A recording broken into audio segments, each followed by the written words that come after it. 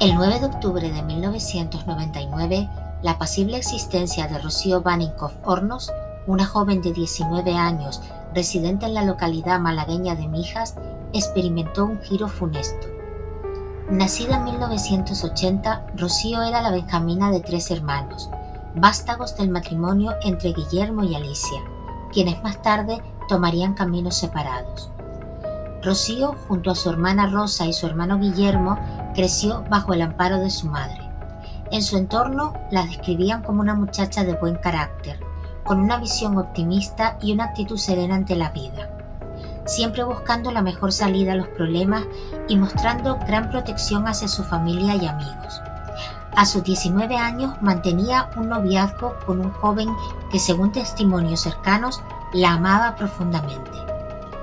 La aciaga noche del 9 de octubre, Rocío había pasado la tarde en el domicilio de su novio, en compañía de la madre del muchacho.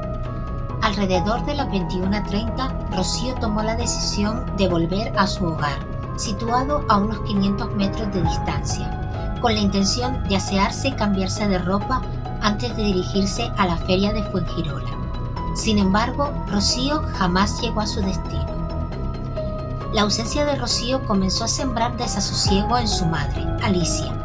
En un principio supuso que su hija se habría marchado directamente a la feria con su pareja o amigas, lo que la tranquilizó momentáneamente. Sus hermanos la guardaban en casa, pero las horas de la noche transcurrieron sin tener noticias de la joven. Alicia, aunque con extrañeza, se retiró a descansar con la esperanza de que Rocío estuviera con conocidos. La mañana del 10 de octubre trajo consigo una dolorosa realidad. Rocío continuaba desaparecida. La creciente angustia de Alicia la impulsó a pedir a su hija Rosa que se dirigiera a la casa de Antonio, el novio de Rocío, para averiguar si había pernoctado allí. Antonio negó su presencia, explicando que aunque tenían planes para asistir a la feria, él se había quedado dormido y no la había acompañado ni intentado comunicarse con ella, ya que unas chicas le habían comentado haberla visto en la feria. La inquietud de Rosa se contagió a Alicia, quien, cada vez más nerviosa, accedió a dar un paseo con su compañero sentimental, Juan Cerrillo. El propósito era distraerla, mostrándole unas ruinas cercanas. Durante el paseo, al alcanzar un sendero, Alicia identificó unas zapatillas deportivas abandonadas como pertenecientes a su hija. Unos metros más adelante, en un terreno baldío, descubrieron una mácula de sangre y un pañuelo. La certeza de que algo terrible le había sucedido a Rocío se apoderó de Alicia, quien junto a su pareja dio aviso a la Guardia Civil. Los agentes acordonaron la zona e iniciaron la recolección de indicios. Además de las zapatillas, el rastro hemático y el pañuelo encontraron la impronta de un vehículo que había transitado sobre un charco de sangre, dejando una señal distintiva. También localizaron la punta de un cigarrillo de una marca inusual en España por aquel entonces. El análisis de las evidencias reveló que la sangre era de Rocío. El ADN del cigarrillo no arrojó coincidencias con ninguna muestra en la base de datos policial, pero se conservó con la esperanza de futuras comparaciones. La huella del neumático correspondía a un automóvil pequeño con neumáticos cuya comercialización en España había cesado hacía aproximadamente 6 años. La escasez de testigos dificultaba la pesquisa, dado que la desaparición ocurrió en plena noche en un lugar poco concurrido. No obstante, poco después del descubrimiento de las pruebas, un taxista se presentó como testigo. Declaró que la noche del suceso, alrededor de las 22 horas, mientras regresaba a su domicilio, escuchó un grito o alarido cerca del lugar donde se encontraron las pertenencias de Rocío. Atemorizado, subió las ventanillas de su vehículo y llegó a divisar un todoterreno con las luces encendidas y a un hombre en su interior. El taxista proporcionó una descripción detallada del individuo, lo que posibilitó la elaboración de un retrato robot que se difundió ampliamente.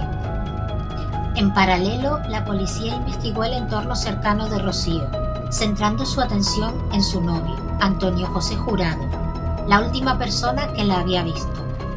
Fue interrogado en repetidas ocasiones y surgieron incongruencias en sus declaraciones, particularmente en lo referente a la vestimenta de Rocío aquel día.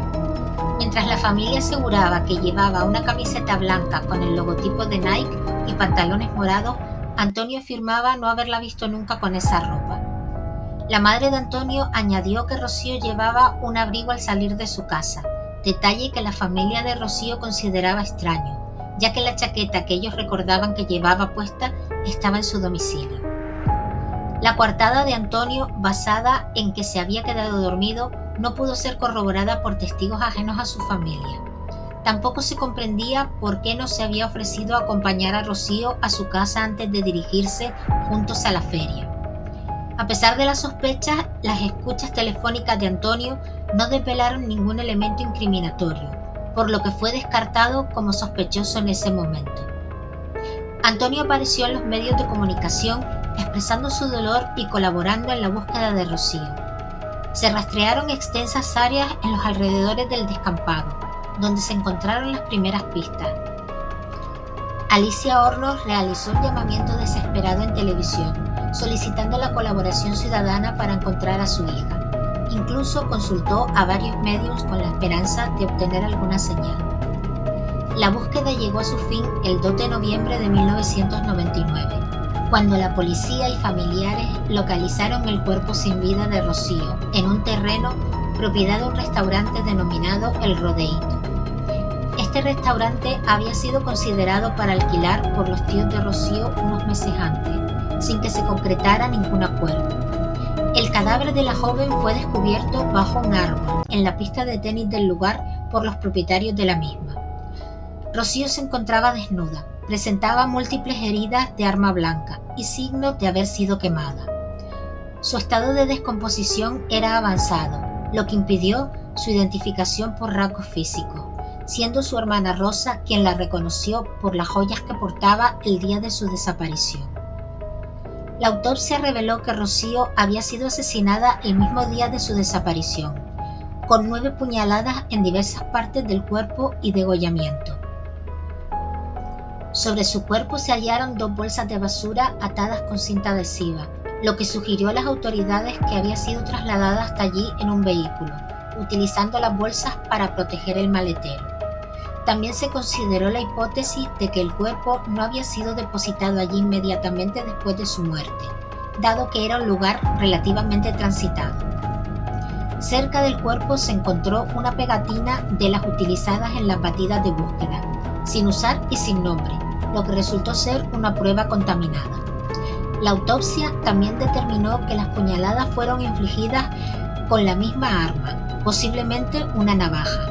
8 de las puñaladas se concentraron en la espalda, lo que indicaba que la víctima podría haber estado inconsciente o ya fallecida al recibirla, sin mostrar signos de forcejeo en esa zona.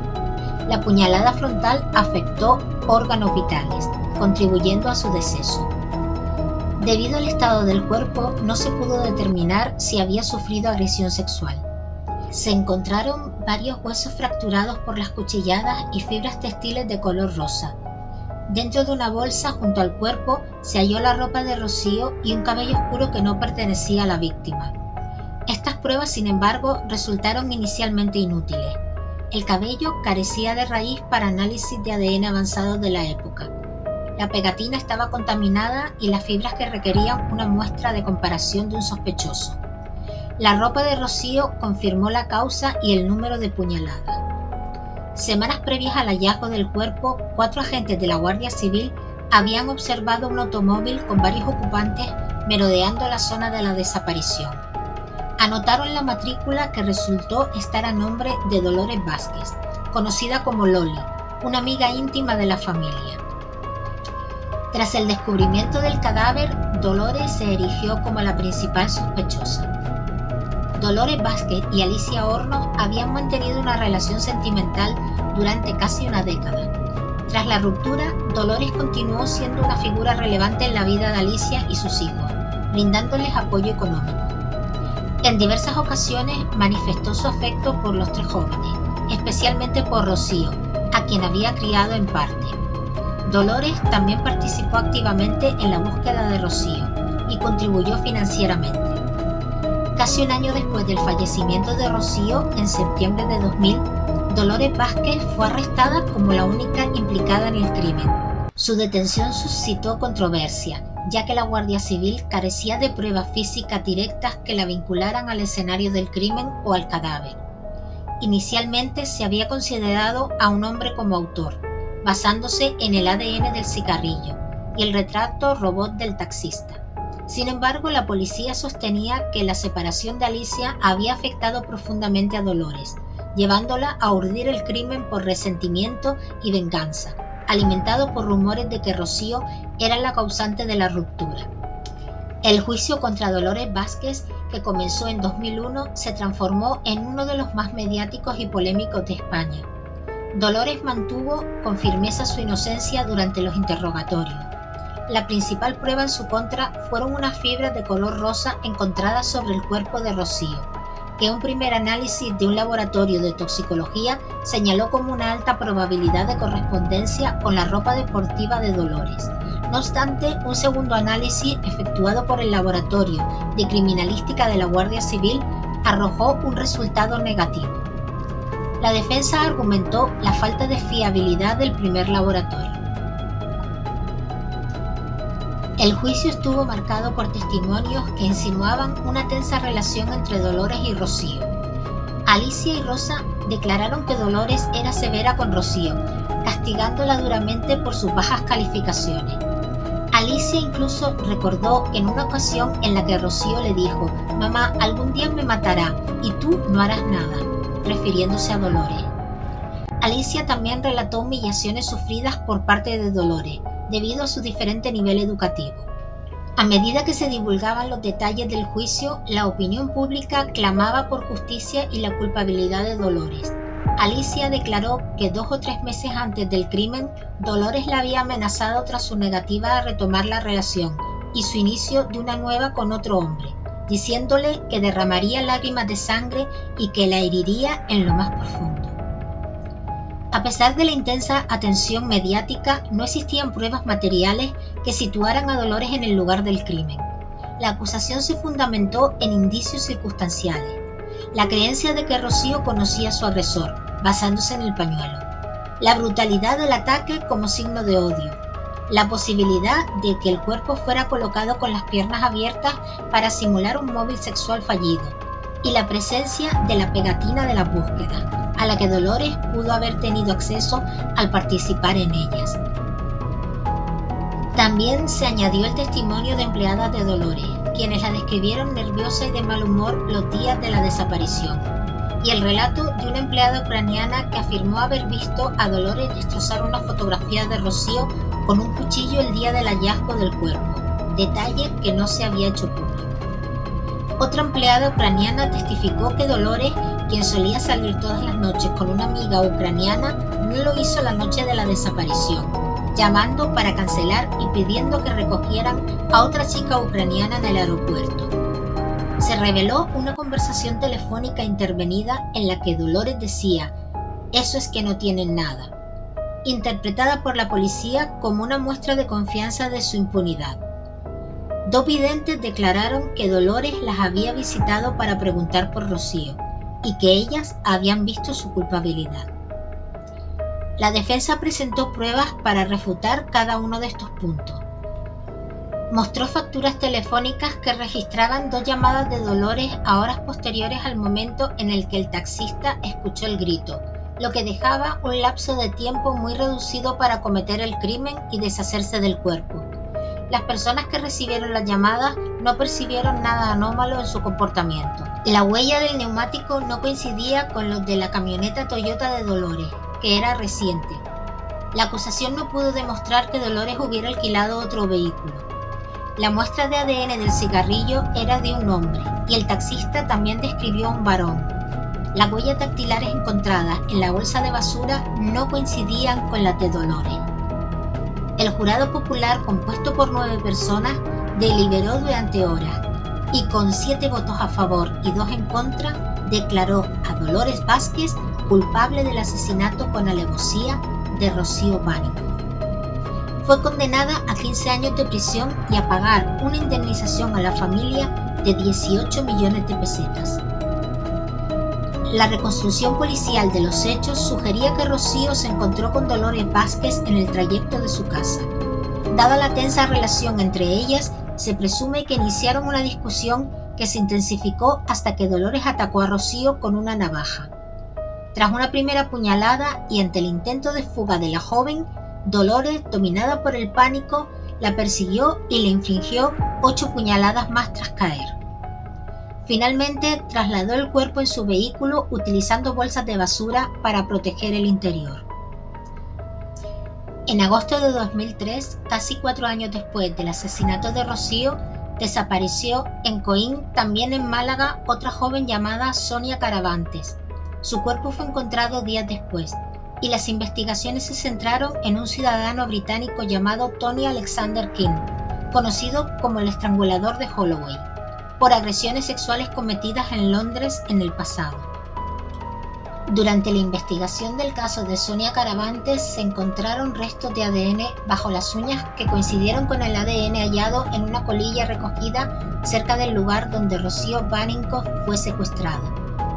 Esta conexión crucial reveló que Tony Alexander King era el asesino de ambas jóvenes. Ante esta nueva evidencia irrefutable, Dolores Vázquez, quien había sido condenada injustamente por el asesinato de Rocío y llevaba casi 17 meses en prisión, fue absuelta por el Tribunal Superior de Justicia de Andalucía en febrero de 2004.